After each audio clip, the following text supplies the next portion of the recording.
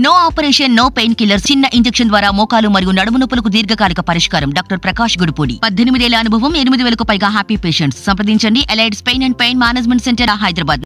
గత 3 నెలలుగా స్టైఫండ్ రాకపోవడంతో సమ్మెకు పిలుపునిచ్చిన జూనియర్ డాక్టర్స్ తో వైద్య ఆరోగ్య శాఖ మంత్రి దామోదర రాజనరసింహ చర్చలకు ఆహ్వానించారు. కాసేపట్లో జూడాలతో మంత్రి సమావేశం కానున్నారు. దీర్ఘకాలికంగా పెండింగ్ లో ఉన్న స్టైఫండ్, మెడికల్ బిల్స్ క్లియర్ చేయాలని జూడాలు సమ్మెకు పిలుపునిచ్చారు. గత 3 నెలలుగా స్టైఫండ్ రావట్లేదని సమ్మెకు వెళ్తామని జూడాలు చెబుతున్నారు. సమ్మె చేస్తామని ఇటీవలే డిఎంఈకి జూడాలు నోటీసులు ఇచ్చారు. రాష్ట్ర వ్యాప్తంగా దాదాపు 10,000 మంది జూనియర్ డాక్టర్స్ ఉన్నారు.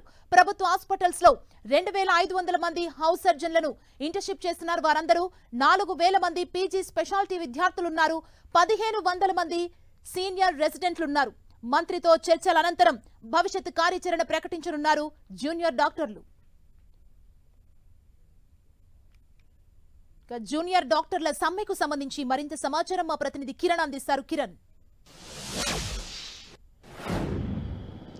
జూనియర్ డాక్టర్ల సమ్మెలు పరిష్కరించాలంటే కూడా ఈ రోజు నుంచి నిరవధిక సమ్మెకు పిలుపునిచ్చారు జూనియర్ డాక్టర్. అందులో భాగంగా నిన్న డిఎంఈకి కూడా సమ్మె నోటీస్ ఇవ్వడం జరిగింది. తాజాగా మంత్రి వైద్య ఆరోగ్య శాఖ మంత్రి దామోదర నరసింహ కూడా జూనియర్ డాక్టర్లతో చర్చలు చేసేందుకు పిలుపునిచ్చే పరిస్థితి కనిపిస్తుంది. మరికొద్ది సేపట్లో సెక్రటేరియట్లో మంత్రి జూడాలతో కూడా సమావేశం కాబోతున్నారు. రాష్ట్ర వ్యాప్తంగా 10,000 మందికి పైగా జూనియర్ డాక్టర్లు ఇటు టీచింగ్ ఆసుపత్రుల్లో పనిచేస్తున్నారు.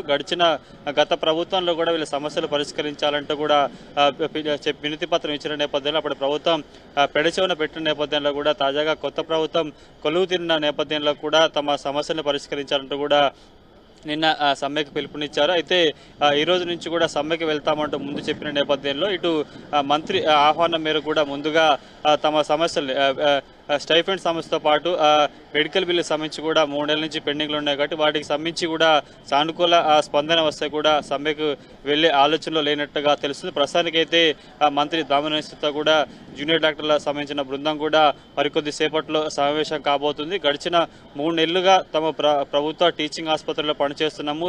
స్టైఫండ్ కోసం కూడా గతంలో అడిగినప్పుడు కూడా తమ సమస్యలను పెడచెవిన పెట్టినట్టు కూడా వారు చెప్పిన పరిస్థితి కనిపిస్తుంది. చూడాల్సి ఉంటుంది. మరికొద్ది సేపట్లో మంత్రి దామోదర నారసింహతో కూడా జూడాల బృందం కూడా భేటీ కాబోతున్న నేపథ్యంలో వారికి సమస్యను 3 నెలలుగా స్టైఫండ్ల సంబంధించి కూడా వారు కొంత ఇబ్బందులు పడుతున్న నేపథ్యంలో సానుకూలంగా స్పందిస్తారా లేదని చూడాల్సిన. ప్రస్తుతానికైతే జూడాల బృందం కూడా కొద్దిసేపటి క్రితమే ఇటు సెక్రటరీ కూడా చేరుకోబోతుంది. మరికొద్దిసేపట్లో మంత్రితో జూడాల బృందం సమావేశం కాబోతుంది. 10,000 మందికి పైగా ఇప్పటికే ప్రభుత్వ టీచింగ్ ఆసుపత్రిలో పనిచేసేందులో హౌస్ సర్జన్తో పాటు కొంతమంది సీనియర్ రెసిడెంట్తో పాటు కొంతమంది జూనియర్ డాక్టర్లు కూడా గత కొంతకాలంగా విధులు నిర్వహిస్తున్నారు. సుమా.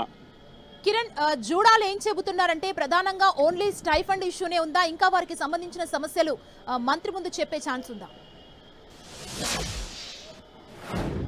ఖచ్చితంగా. ఎందుకంటే గడిచిన 3 నెలలుగా స్టైఫండ్తో పాటు మెడికల్ బిల్లుల కోసం కూడా వీరు కొంత ఎదురు చూస్తున్నారు. గత ప్రభుత్వంలో వివిధ సమస్యలకు సంబంధించి టీచింగ్ ఆసుపత్రుల్లో మెరుగైన వసతులు కల్పించాలని కూడా వీళ్ళు గత ప్రభుత్వం దృష్టికి తీసుకొచ్చారు. అందుకు సంబంధించి కూడా అప్పటి ప్రభుత్వం కొంత పెండింగ్లో పెట్టిన నేపథ్యంలో తాజాగా కొత్త ప్రభుత్వం కొలువు తీరడం వైద్య ఆరోగ్య శాఖ మంత్రి కూడా గత ప్రభుత్వంలో సంబంధించిన పెండింగ్ సమస్యలు కూడా ప్రధానంగా దృష్టికి తీసుకెళ్లే అవకాశం అయితే కనిపిస్తుంది. ముఖ్యంగా గడిచిన 3 నెలలుగా స్టైఫండ్ సమస్యతో ఇబ్బందులు పడుతున్నారు కాబట్టి ప్రధానంగా ఈ సమస్య మీద కూడా మంత్రితో జూడాల సమావేశం అయ్యే అవకాశం ఉన్నట్టుగా తెలుస్తుంది. సుమా.